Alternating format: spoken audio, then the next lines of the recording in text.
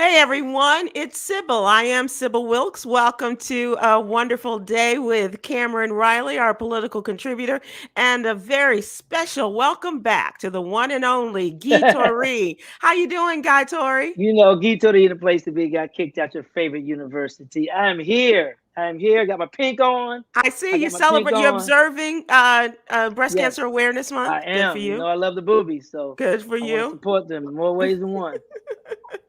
See, I don't know that Cameron knew what to expect when we said that the one and only Guy Torry was joining us today, and so I just Unfiltered. yeah, buckle up, Guy, for Yeah. Guy's performance there, Cam, because it is Guy is a one man whirling dervish. He really is. So we're so glad to have you back, Cameron. How are you? I'm feeling well today.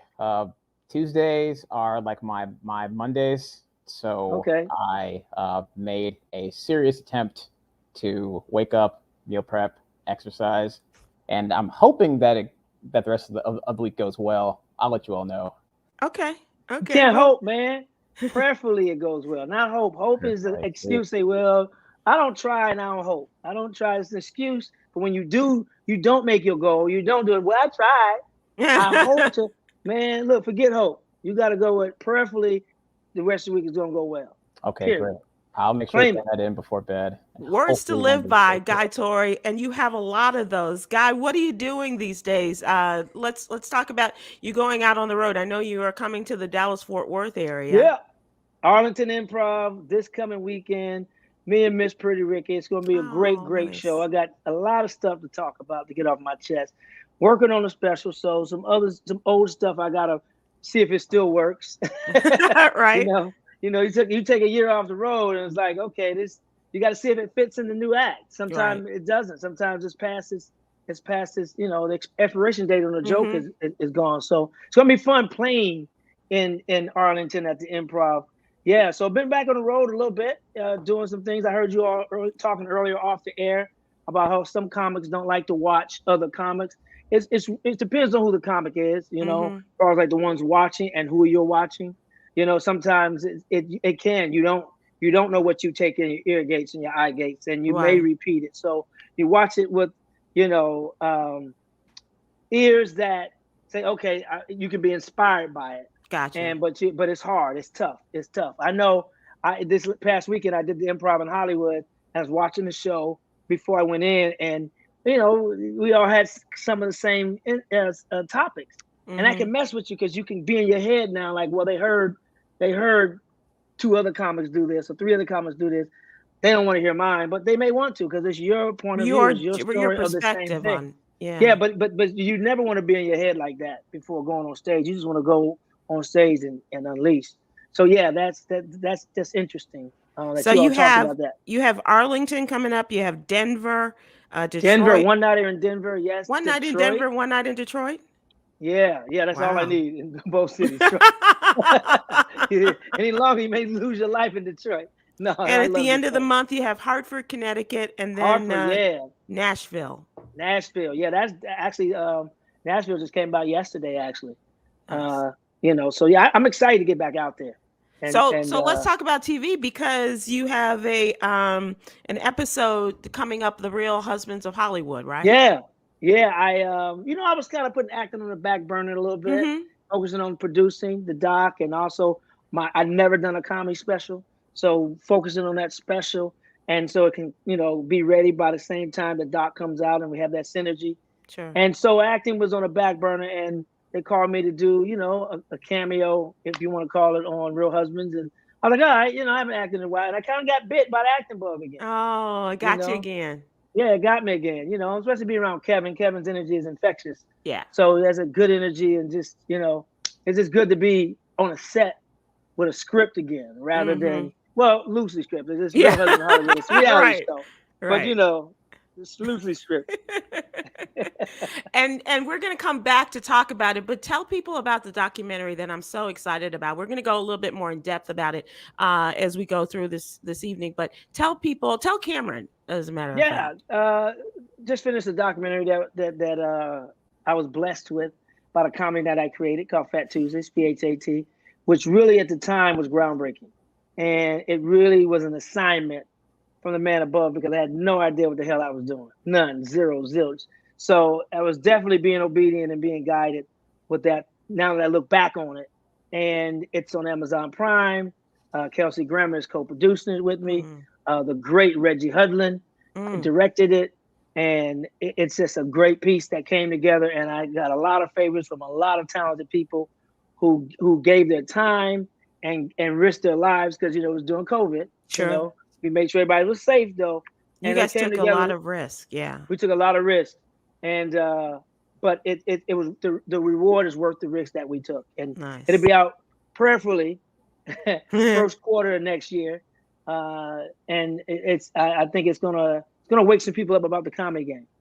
The comedy game, and I think especially for all of those that you salute, that you chronicle in this in the Black comedy game. We went back. Yeah. We got some. We do dust off of George Wallace. George Wallace was sitting there dusty in Atlanta. It was like, and the teeth came, the new teeth he got. Hey. I love George. Shout out to our boy George. Okay, so let's talk some topical news. This is Cameron. I want you to come on and give us a little bit of a sneak peek at the story that you are working on that will be in tomorrow's What You Need to Know newsletter. But just give us a sense of what happened today in the Facebook whistleblower, Frances Haugen, and as she appeared before a Senate committee. Yeah, so we've seen Facebook appear before Congress several times with regards to election interference, with regards to responsibility for how their algorithm creates, and facilitates and propagates hate speech, and Mark Zuckerberg, as well as other high-ranking officials, have dodged and evaded questioning and accountability, and it seems that Frances Haugen, who was a member of Facebook's civic integrity team, meaning that she's responsible for she's on Facebook's task force for ensuring that misinformation and hate speech no longer spread. Well, she has deemed Facebook rather inefficient at doing its job. And so she demanded whistleblower rights, and she leaked a bunch of documents and research to the Wall Street Journal in a series they're calling the Facebook Files, which compiles all of this research that Facebook has conducted into its own practices. And they've discovered that people have been like sex trafficking and human trafficking on Facebook, and left unchecked. That research has shown that Facebook, Instagram is damaging to the health of young teenage women. And she wants Facebook to be more transparent in saying that it can't do its job well, to open up the conversation of what can be done to ensure that social media continues to do more good than harm. Yeah. And she testified in front of Congress today, and so we're hoping to see what our Congress people take away from all of this. Well, so, she dropped some bombs, didn't she? Yeah. So what were we gonna say, Guy? My thing is they let all that go, but I use a Dr. J track on one of my videos, and they flagged me for a Dr. Dre instrumental. Yeah. Yeah, an instrumental. Yeah, and now one of my pages has been compromised. I can't even get into my own page anymore. I got about 3 of them, and one of them, the main one, I sent them tons of emails saying, hey, this is not, somebody's, gotten into my page and I can't get in. I ain't got one email back. So wow. they letting the wrong stuff slide through the cracks. Well, sure. Yeah, because they don't want you to know how crooked they are and allowing all the January 6th insurrectionists and all of that get in there. It was planned. It was planned. And lift that rage that has been characteristic of Facebook for a very long time. And as you said, Cameron, regarding the way the inferiority complexes and other manias that are inflicted upon young women, especially as they have, as studies have indicated those using Instagram. Let me ask you guys, when Instagram and Facebook and WhatsApp were offline for several hours, did you miss it? I ain't gonna lie, I didn't. Yeah. You did not. I did not miss it. I'm getting better at the social media thing, but if sports are on or I'm writing, I didn't miss it. I'm focused on what I'm on my new task and things like that. But no, I didn't miss it. So it was pretty inconvenient to me as I'm trying to like grapple with social media marketing to manage this miniature golf course. I was trying to make some posts and like tag certain people and give us all a signal boost to create more collaboration. But but when it came to access like my personal page, I the time that I could have spent scrolling, I was hoping that I could spend it doing something else. Right. I honestly thought when first happened, I didn't pay my phone bill. I was like, oh. I had it on auto. I thought I had it on auto, and then I just went on to something else. To like, okay, I'm not worried about it. Let me go on to something else. Well, apparently a lot of work got done yesterday by the people who normally spend hours upon hours but checking out and updating and listing on their pages. And so it was a lot of work. The productivity went up in the business world, but a lot of folks were bummed. And I got to see, like you guys, Guy, I wasn't even aware for the longest time. Right, me either. Like I said, I thought I was in a bad area. My Wi-Fi was bad, and just all right. Yeah. London ain't burning. Let's talk some really great news, and I'm really excited to hear your take on this, Guy. As a man who is in the entertainment business, you've done television and movies, of course, and a star of stage as well, in the comedy stage. Will Packer has been announced as the producer of the 2022 Academy Awards. How great is that? That I'm telling you, that is bomb, because my personal story with Will Packer is back in the day. I think it's before I got my teeth fixed. That's way back in the day. That was back. Man, I did a movie called Ride. And it's a movie with Millicent Shelton directed it, Black woman from St. Louis. Reggie Hudlin, the Hudlin brothers, and produced it. Melissa directed it. It starred Malik Yoba, Melissa D'Souza, Fredro Starr, Sticky Fingers, Bledia Raid, Cedric, rest in peace, John Witherspoon. And it starred a lot of us, Dallas Leon. And Will Packer was a cable puller. Wow. So, and those who don't know, in Hollywood, when you have all the lights and the cameras and all these fancy things, you have to draw power from a generator or somewhere. And Will Packer was a cable puller. He was responsible for making sure the cables were plugged in and all the cords and everything was right.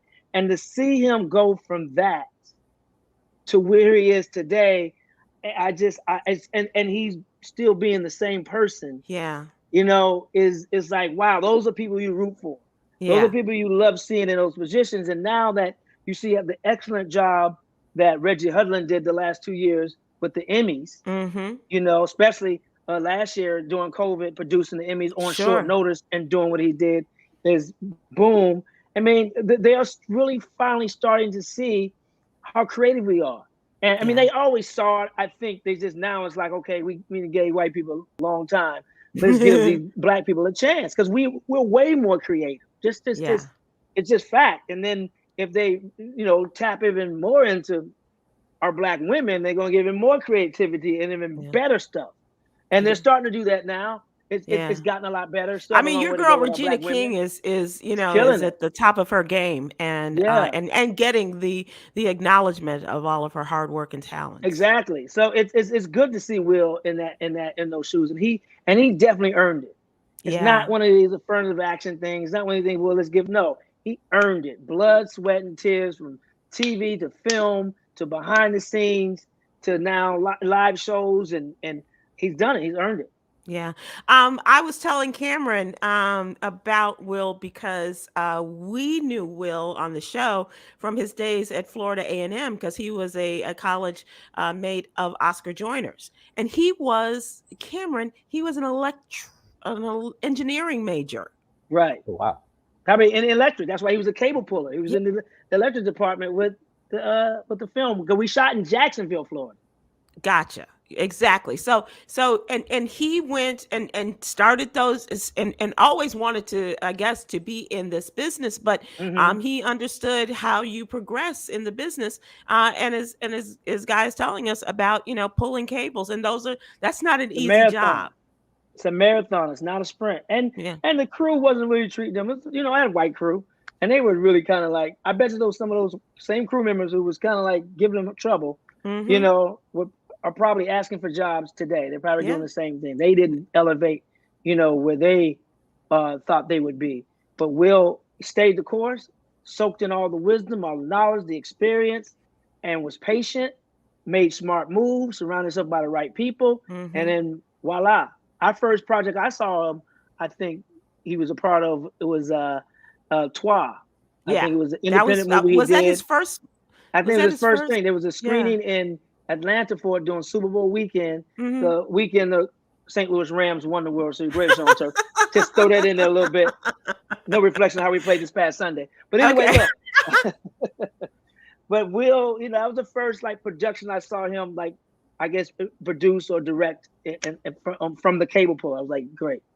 So, with Will Packer as the producer of the Oscars, you know who's going to be the MC, right? It's going to be the host. It's got to be Kevin. It's got to be Kevin. Got to be And Kevin. hopefully this will all come to pass this time. Yeah. It's got to be Kevin. Kevin Hart. Yeah. Or hey, I'd like to see Kevin and Eddie. Ooh. A duo. Bam, bam, hit him with two. Ooh. Bip, bip, hit him with a two-piece. Because remember, Eddie was supposed to do it too. That's right. Yeah. That's right. Griffin was supposed to do it when Brett Ratner was producing. Yeah. Remember when Brett Ratner went crazy? Yeah. Yes. So And to have Eddie said he didn't and want to do Kevin, it. Yeah. What? Bet. Oh man. Okay, so let's put that out in the universe. That would be awesome. Kevin Hart and Eddie Murphy and Guy Torry leading the cheers as well as the jokes. Hey, I'll be a correspondent. I'll be backstage. Interviewing people. I'll do some. Hey, I'll do something. I'll be the statue. They can paint me gold, and I'll just stand there. I'm the same size as the statue anyway. They can just have me as the fake one that they give people, and make sure a lot of women win so they can handle me. That's funny. That's funny. I want to talk about a person in California, and I'm hoping maybe it's you or you know them, Guy.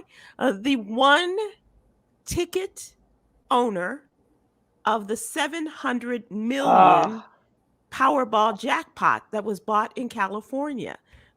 Ticket, and I checked it. Nothing. Nothing. I checked it too, man. I straight checked that ticket. Nothing came up. It ain't me. Single ticket matched all 6 numbers drawn to land the $699.8 million jackpot.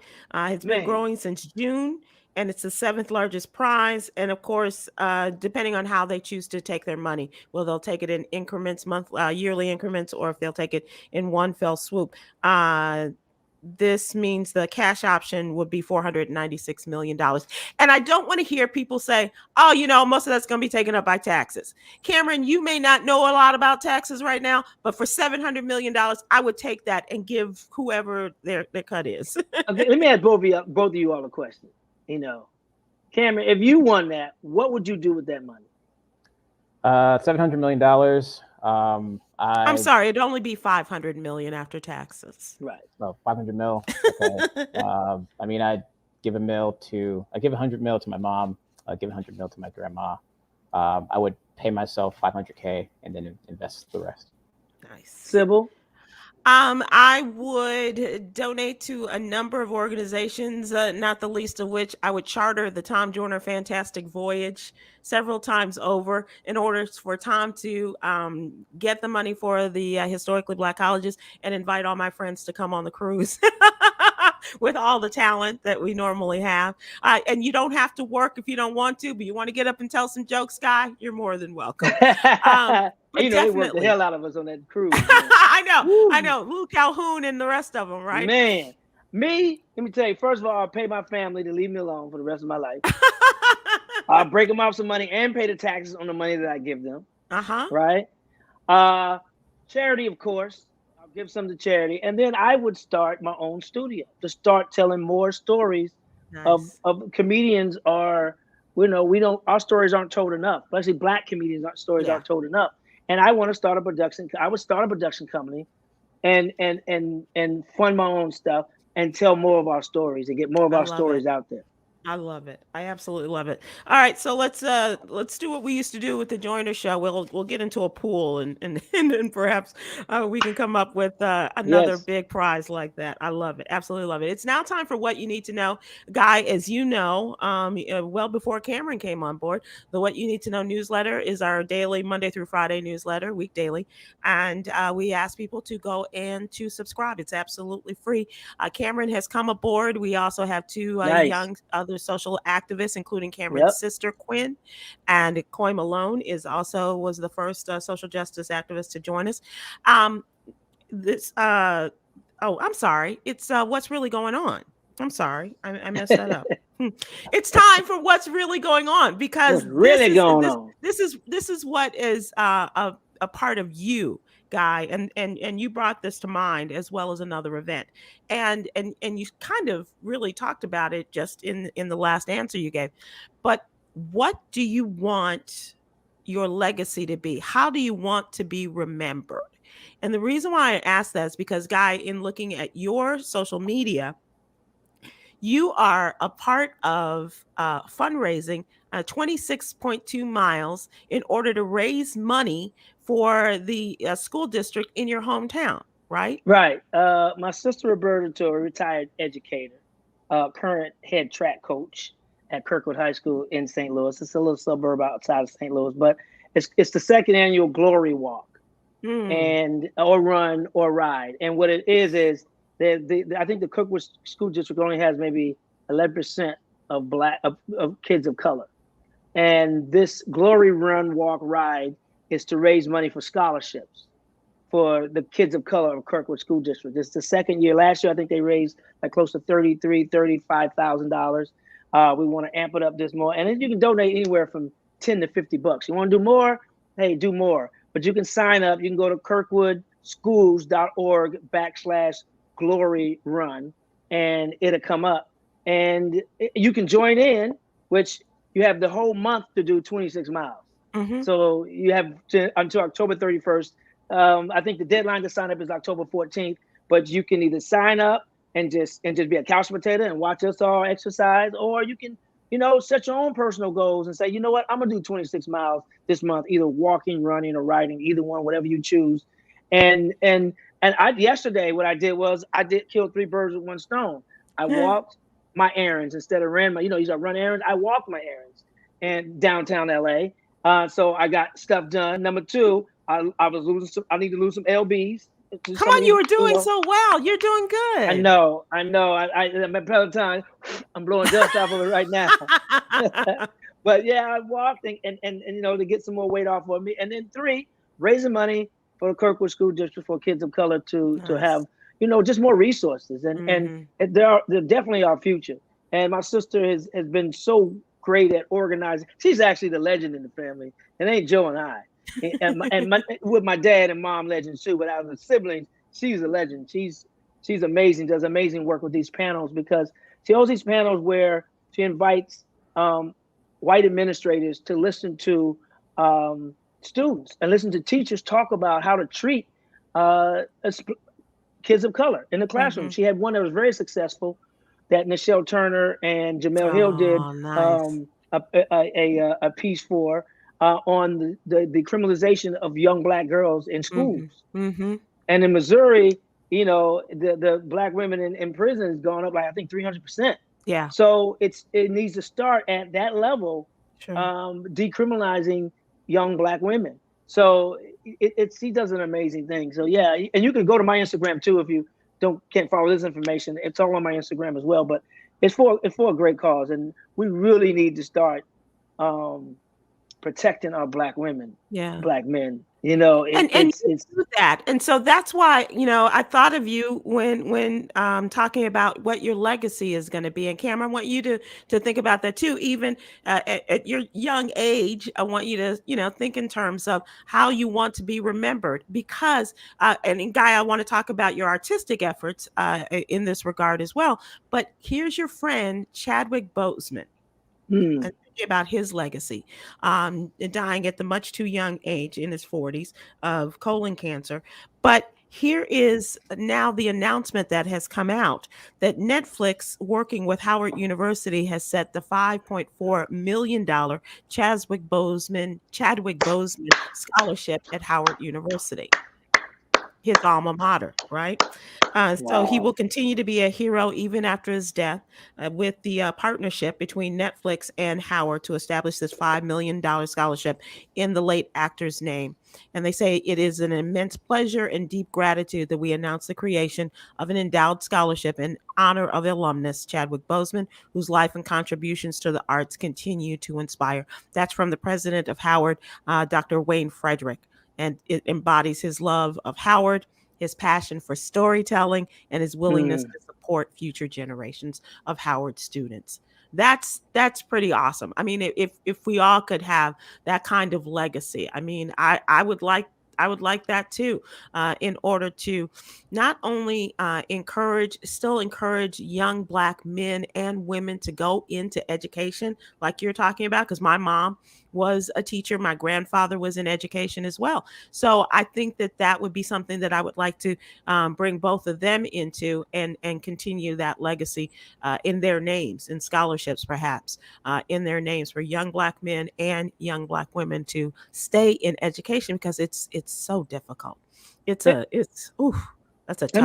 In my humble opinion, I think legacies choose you. You don't choose them. That's And I true. say that I That's say true. because I look at Fat Tuesdays as my legacy because it was an assignment from God. Mm-hmm. There's no way I could have done that with the lack of experience, knowledge, and wisdom I had in the field of comedy. Right. But I want my legacy to be that. And what Fat Tuesdays was, it was a night that gave Black comedians a chance to perform in Hollywood at the Premier Comedy Club on Sunset Boulevard, the Comedy Store, where they wouldn't really be allowed. At one point, we weren't allowed to be even in there. But to Sure. have our own night and to showcase Black comedians to Hollywood because they were scared to come to the hood after the riots, um, is part of the legacy. The rest of the legacy is for all comedians. I would love to start some type of union, some type of Mm. program, because if you're not an actor and you don't have SAG insurance, health insurance, you're really on your own. And comedians, one of the reasons why we do stand up is because we're dark, twisted individuals on the inside. A lot of Mm-hmm. depressed. That's why a lot of comedians you see have Yeah, commit that suicide, mental. or get Yeah. strung out on drugs, or just sick from being stressed out and all of that. And a lot of them need help, or we abuse drugs and alcohol, or even people. So Mm. bad eating habits, traveling, late nights, early flights, eating on the road, eating fast food, not sleeping, stressing over shows. And there needs to be some type of help, some type of counseling, some type of medical insurance, so Mm-hmm. that comedians can live. And we make everybody else laugh, but we're the ones who are not laughing at all, or hurting the most. Yeah, the tears of a And clown, huh? Tears of a Clown, Smokey Robinson, absolutely. And so it's like it's that other side of comedy, that dark side of comedy that people, you see the end result, but if you spent the day in the life of a comedian, you'll see some very interesting things that you wouldn't have thought. Yeah. So I Um, want to be that light for comedians, male, female, really of all ethnicities. and I've gotta say, Cam, I don't know if you know about Guy, and the way that he does encourage young comedians, especially young female comedians, in this business, and brings them along and brings them up in all of this. With That's a no big quid pro part. quo. But I think that this past pandemic that we're still going through, you guys were especially affected by this.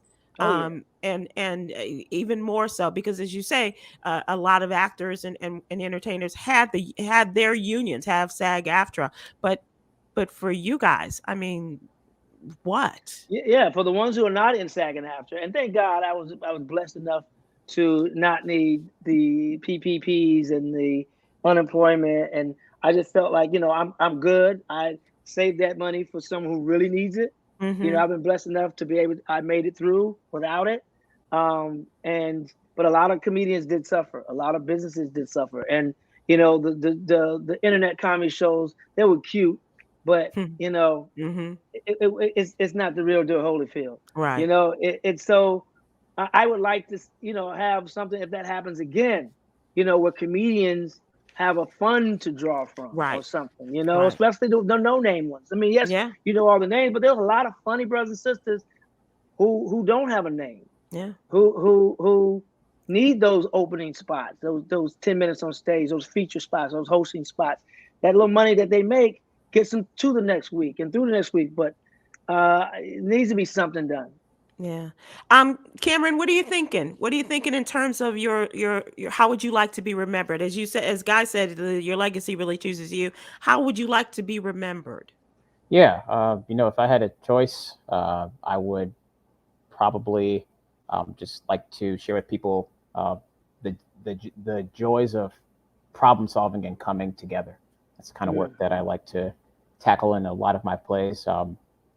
People working together to find creative solutions to complex problems, Mm-hmm. whether it be familial or professional or otherwise. And if I have that profound cathartic impact on people with the resources to make lasting sweeping change, then that's great. But whether the impact be one person or 1,000, I would hope that people realize that just because you disagree with someone doesn't mean that you hate them, or vice versa. Yeah, that which is where many people are today. You're absolutely right. And may I also encourage you, Cameron, to take up Guy Torry's 20-mile challenge. This guy, this young man here, he rides his bike 20 miles to work and often 20 miles from work. Guy, Wow, that's dope. yeah. Thank you. That's dope. I've been meaning to get a bike and ride. I do the Peloton, or did the Peloton, but I need my bike. I need to get out and ride. Yeah, I mean, there's nothing like feeling the wind in your hair or lack thereof. Well, I was going to say that. Your eyebrows. Yeah, I mean, my eyebrows are thick enough that I can give my best to they are. You look like the dude from Sesame Street, but go ahead. Yes. Bert, right? Bert. Yeah, it's Bert. I get it mixed up, it's like the Wayans. But yeah, I mean, there's going for a good bike ride and just really just seeing what your community has to offer and appreciating that beauty is something that I like to do. It's getting cold now, so I've got to put the bike away and look into more like home workouts, which I dread. But I absolutely love riding my bike. My brother-in-law, my sister's husband, Roberta, who was Rick, he rides like crazy. I mean, he works for UPS, been working there for years, but he rides like he buys all these. I don't know how many bikes he has, and they're not cheap bikes. These aren't bikes you can just run down to the local Kmart and get. These are bikes that professional bikes, and it was a black guy who just did a bike ride in St. Louis a couple of weekends ago. He won the whole weekend, which has never happened before. So bike riding amongst African Americans is rising. It's really rising, and I think we all need to get out there and start riding again. Yeah. Yeah, I think that both of you have tremendous legacies that will come as your lives go on. Cameron is a writer. He is well, Cameron, you tell Guy in terms of you're waiting to go to graduate school to pursue. Yeah, I just putting in my bid to get my master's in fine arts with focus in playwriting in 2022. So. I'm hoping that I'll be connected with a cohort of artists, and my mentor Lydia Diamond told me that the duty of the artist is to create work which elevates the conversation. So absolutely, my stand-up does that. Yeah, that's important. It's funny you say that. I was doing a show in Memphis, and haven't been on stage in a minute, and trying to piece the act back together and things like that. And the comedian who was on the show, Oscar P is his name actually. And I left out some of my stuff. Like I like to have something to say sometimes, and I just kind of did the low hanging fruit stuff, and he said, "Man, you didn't talk about this, that, whatever." I said, "Yeah, I know." He said, "Man, you have a voice. People want to. You have a voice and a platform to say it, and that stuck with me because that's important to me to have something to say. I mean, I do a lot of silly stuff, a lot of crazy stuff, but I also like having something to say. And the fact that a comedian, recognized that and reminded me of that, and, it made me feel good. And it was like, and now I remember, he sounded like, we have something to say. And you saying that, writing to lift the conversation and is important. And we have to do that with our stand-up. That's why Chappelle and Rock and those guys are always so, and Damon Wayans, I went and saw Damon Wayans not too long ago, and in Miami, and he was just Damon Wayans. It was unfiltered. It was raw. It was real. It was like, wow. And I talked to him after the show, and he said he had a conversation with Chappelle, and it was like, you know what? You got to take the mic back. They're trying to censor us, and we have something to say. And let's say it. And it's need more of us to do that. And I was like, absolutely, I'm in. And you're right. We have to raise the conversation. We have to elevate the conversation and say things that make people talk. Let's talk about now. So now we're going to make that turn because we kind of made a U-turn there. Let's talk about the What You Need to Know newsletter and talk about the stories that we have in there. And Cameron, I'm going to start you off with your story about the Tennessee state senator who was found guilty of fraud. Yeah. People who were following the newsletter, my original thoughts about this was that, it's Texas government coming down on a successful Black businesswoman, that these charges are completely unfounded, and they were afraid of the rise of another. To tell Black people, you did the original story after the vast majority of the charges had been dropped against her. Yeah, she was charged over 45 counts of fraud, totaling well over $600,000 from misusing grant money toward her school called the Healthcare Institute, which is supposed to train the next generation of Black nurses. But those charges were reduced to 20, and then she was found innocent of 16 of 20 of those. And then she was found guilty of the remaining 4 charges out of 5, which totaled in less than $3,500. And it seems, and what's terrible about this is that, this such a small sum of money is going to have a rippling effect of consequences. Especially because we haven't even been able to hear any of the testimony or go over any of the facts of the case for ourselves. And I'm still believing that Tennessee just quote unquote wants to make an example out of someone. But Katrina Robinson made millions of dollars off the Healthcare Institute. She's a successful businesswoman and a politician. It seems like she wasn't offered a seat at the table, and they're trying to punish her for it. It's ridiculous. It's a continual attack on Black people. I think since the election, and now it's like, okay, we're gonna go after Black people, not just Black men. It's Black people, period. And it's yeah, I mean, you probably ruin a reputation of such a little amount of money. Yeah. This was over a grant, some $165,000, right, Cameron, that she received to create this school, to build the school up. And they charged her with taking the money and paying for her wedding and her honeymoon, buying her daughter a car, all of this kind of stuff that were a part of the original charges, right? Yes, and she said in her testimony that when she first got the grant, she immediately hired a lawyer, immediately hired an accountant, and made sure that the funds were kept in order. However, when you get that windfall of federal money and you immediately just start flexing, buying things for your daughter and your family and going on trips, It's a red flag. Yeah, For real. right. It's a bit of a red flag. Only to later divulge in court at the Healthcare Institute, a school made her over $1 million. It's not a good look. Yeah. And that's why I think she was right in setting up her business with the attorney and the Right. accountant and all of that. But for whatever reason, I mean, Guy, you know this as well as anybody else. When we were coming up, we were always told, and your dad in the military knew this, Guy, you have to run twice as fast. You have to be 3 times as Yeah. clean. You have to jump, 6 times higher than the average person in order to just Average white keep. person. That's right. That's right. Average white person. And you can't have any kind of scent or tint of scandal when you are doing something like this. Yeah, you got to. And what I say these days, and I say it to a lot of young entertainers, and athletes, you got to move different. Yeah. Can't move the same way you was moving. You got to move when you're in the public eye, or you have that amount of eyes on you.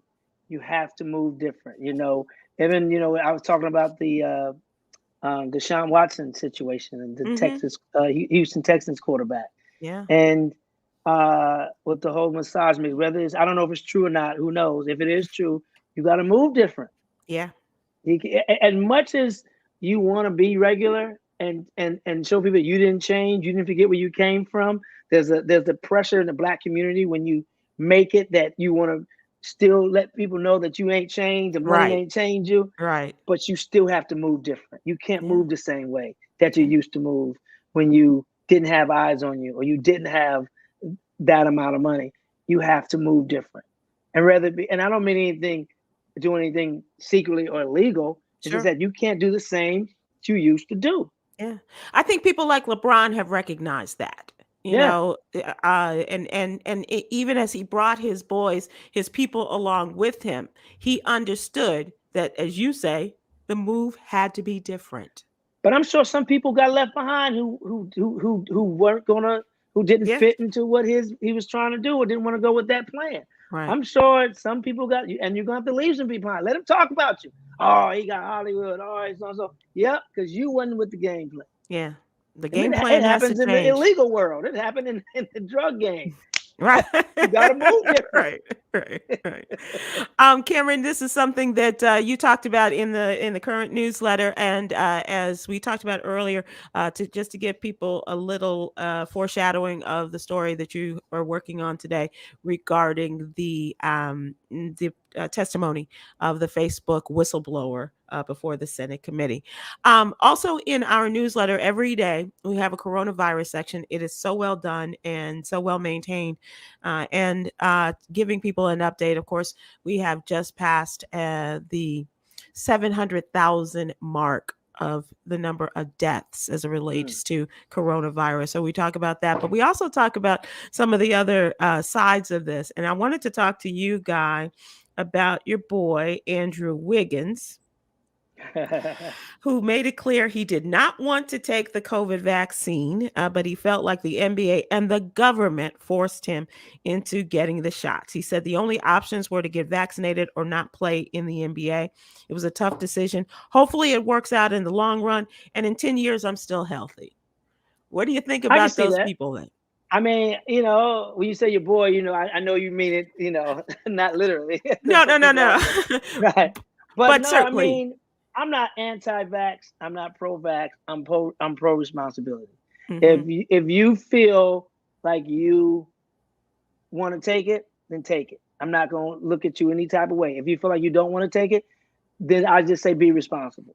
If you feel like you have everything on earth that's going to make you immune to it or not get it, then stay disciplined and do that. If it's the herbs, if it's not going out in the crowds, if it's washing your hands and everything, then do that. And whatever you believe in God, I believe God gave us natural stuff to combat it and not get it. But I also believe that God gave man and woman wisdom and knowledge to create a vaccine. So however you believe in. With Wiggins, I can see why he would think he was bullied into it. Because it's like Yeah. This is his livelihood. But I see both sides. I'm not trying to play both sides, but I see both sides. One, man, if I don't want to take it, I don't trust it, whatever. You don't like needles, you just don't want to do it. You're not pro or con, you just don't want to do it. At the same time, the league has to protect themselves. Right. You have a business, a multi-billion-dollar business, and a brand you got to protect, and you can't jeopardize the entire league and others, people's families if you don't take it. So you're caught between a rock and a hard place. Yeah. You're caught between doing something that you love to do, that you always love to do, and your job where you feed your family, versus what you believe morally or spiritually or whatever. And that's tough. That's stressful. Yeah. That's caught between a rock and a hard place. I did call him your boy because I think that every professional athlete is your boy. You have such an engagement with players of all the different sports and what have you. Though, Sybil, as I get older, I have more friends with their coaches now. Right. Now, I used to when I was the player's age, but now it's funny because you got women. As I have female friends who are like, oh, look at that player. I said, you need to be worried about the coach. Okay. You're a little long in the tooth to be trying to go after, that guard or that forward or that center. And like, oh yeah. Try to coach. You ain't young no more. Talk to my boy Tyronn Lue. Yeah, I know more coaches than I do players these days. That's funny.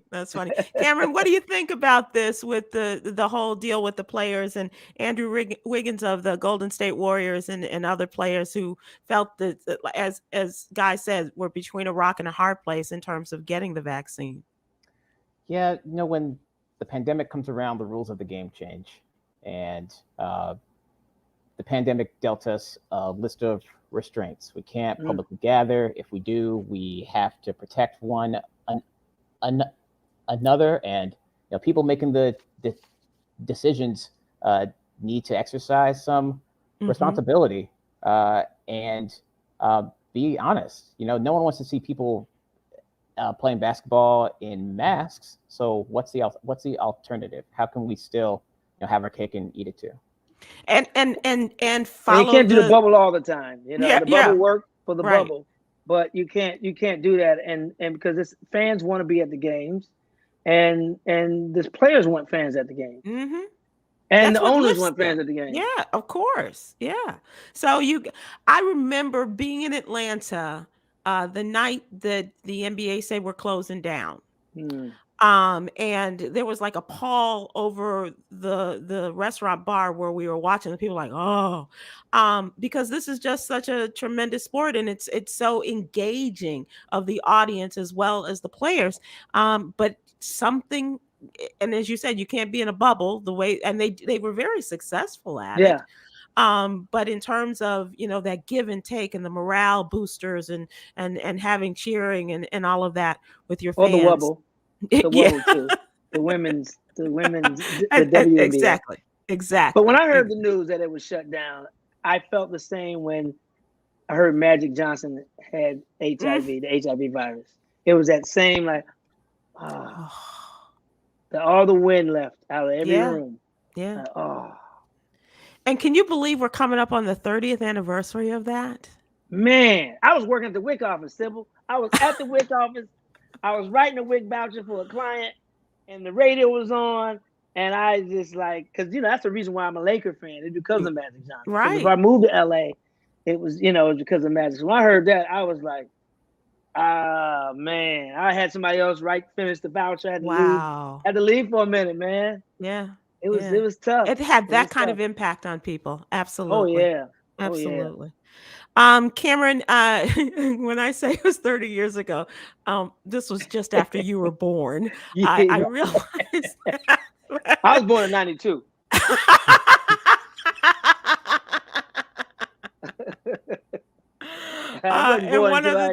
One Move other to thing I LA. do want to talk to people about is that because of the pandemic, because of shipping and the delays coming over from foreign countries, especially the continent of China, a lot of stores are pushing early holiday deals and shopping early. Amazon is one of them. They have now announced that we have these extra special early deals I want you to take advantage of. And Target is also going to be doing this as well, starting in October for 3 days in October, but we'll be expected to expand it as we go along the way as well. All right, gentlemen, it's now time for entertainment. And I found this story and immediately had to pull it for you, Mr. Torry, because John Gruden not happy with the new SoFi Stadium, the $5.5 billion stadium that is home to your LA Rams and the Chargers.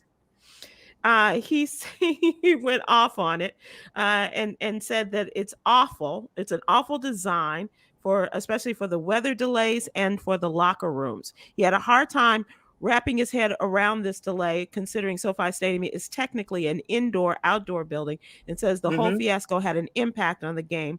He said, "I never had an indoor game with a lightning delay." See, I was wondering if he said that before or after he lost the game. Loss. Yeah. You know, yeah. I took a tour of the stadium last year, right before the season started. So I haven't been there for a game yet. I was actually offered a free ticket on Sunday for the game, but I had a lot of work to finish up. I had a presentation on Monday that I had to be on point for, and I would have been my first. Plus, they lost anyway, so I wasn't that mad. Right. After I turned the ticket down and they lost. But I had a ticket to the Laker game, the preseason game, and one, but I had to focus. But John Gruden, I think it's just sour grapes because he lost. I think I went to the stadium now. I haven't been there for a game. Of course, I haven't played in there at all either. And he is being a head coach. He would know stadiums and things like that, but I think it's sour grapes. It's a beautifully built stadium. It's built for the fan. It's definitely built for the fan. There's not a bad seat in that place. So maybe as a player, maybe as a coach, who knows? Well, he didn't like the locker room either. He says it's a maze and you can't really see anybody. It's interesting. I toured the locker room and it's interesting the way they have it. It's not your traditional like big room. Everybody's seen locker room movies and stuff like that. It's not your traditional big room where it's like, defense on that side, offense on that side, and in the middle. It's kind of wiggly. It's kind of like IKEA, you just see a yellow line. One way in and one way out. Huh? Exactly. So I get it, but hey, change is good. Sometimes it takes, it change is good. And that's a part of it too. I think that, he's now an old school guy. Yep. And so he has that idea of how things should look and move in a stadium, in a locker room, and as well as being disgruntled about a loss. Yeah, focus on getting along with your quarterback. Don't focus on the locker room. Focus on your offense and your defense, man. It had nothing to do. The locker room, really? That's what you're going with? That's why it was 21-0 at one point. Okay. And so for the locker room. Yeah. Cameron, as far as entertainment, are you excited about the Chicago White Sox? Absolutely. I've been shouting from the hills with my support for the White Sox since they began, and I'm just really glad to see them. Not only, White Sox have been in first place often, but they've been holding it, and they got the best record that they've had in quite some time. We've had a recent World Series win in 2005, so. That's not recent, Cam. I don't know how to tell you, darling, but 16 years ago is not recent. It's in living memory. Okay. Are you giving us some Dodger stuff? This is St. Cardinals Dodgers tomorrow wildcard game. This is my ticket. I will be there. That's awesome. I will be there. Yes, that's my ticket. Cameron, if I can find you a ticket to the White Sox, one of the White Sox postseason games, will you go? Absolutely. Okay. All right. I'm gonna work on that. A woman who makes no money right now, but I'm gonna work on that for you. The last thing I want to get you to comment on is your boy Chris Rock, who is back out and about, and he declared himself back from the dead after battling COVID-19. Ooh, tough one. Chris Rock is definitely on my comedy Mount Rushmore of comedians, man. I really one of the comedians I patterned my style off of, and I studied a lot. Just one of the many, and to see him back, he almost made it for the documentary, the Fat Tuesday doc. He wanted to do it. He said yes. His movie came out at the same time, and we didn't get a chance to get him, but we're gonna get him in the next project. But the fact that he's back is great, because he has that voice that we need in stand up. You know, Cat Williams is back. He has that voice, and Chappelle is always, you know, been always there really in my book. But the fact that he's back and ready to go again is great, and it's funny because you can't wait to hear what he's gonna say. I mean, all of us comics are gonna have some type of COVID joke. I mean, we talk about what we live and do. He has a way of his experience of raising those questions that need to be raised, but also telling his experience in a very unique way that only Chris Rock can tell his story, having COVID, and to make you laugh at something that was so devastating to so many people. Yeah, and he said it nearly killed him. So I had it, so I know. Yeah, exactly. Trust me. Well, you know what? I am so glad you are back with us. It's been a mighty long time since we've had the presence of Guy Torry, me, myself, himself, and Guy. Should I say? We look forward to you seeing you on the road. You're going to be at the Arlington Improv in Denver, Detroit, Hartford, Connecticut, and Nashville. And people can follow you how? On at Guy Torry, GUYTORRY on my Instagram. I have all the information on there, and also information about the Glory Walk Run for Kirkwood School District Kids of Color. A lot of people offer to buy me drinks when I'm out or buy me a meal when I'm out. Forget that. I have an expensive taste. It'd be better if you just spend $15 to $50 on supporting these young kids' scholarships efforts at the Kirkwood School District Kids of Color. Nice. Hey, Cameron, thank you as always. I appreciate you guys. It's been a lot of fun. As we close out, I do want to read Yogi's jewel today. If you're feeling sorry for yourself, and this applies to you too. If you're feeling sorry for yourself, simply do something for someone else. I think that's what you guys do a lot of, doing something for someone else. And it is worthy. It is worthy. Speaking of worthy, And She Worthy is the poetry album by Quinn Townsend Riley. That is Mr. Cameron's sister. Available now on Apple Music, Spotify, and Tidal. All right, you all. I'll see you all later. Can I add on to Yogi's word? Yes. Do something with someone else, if you're feeling bad. And I just want to add, and don't expect anything in return. Amen. Absolutely. That's the key to that one. There you go. Thank you. Don't expect anything preacher. in return. Thank you, preacher. Keep up the great work. Thank you so much for coming in and joining us, Guy. We've missed you. Thanks so much. Cameron, it's great as always. Thank you so much, and we'll see you all soon. Aloha.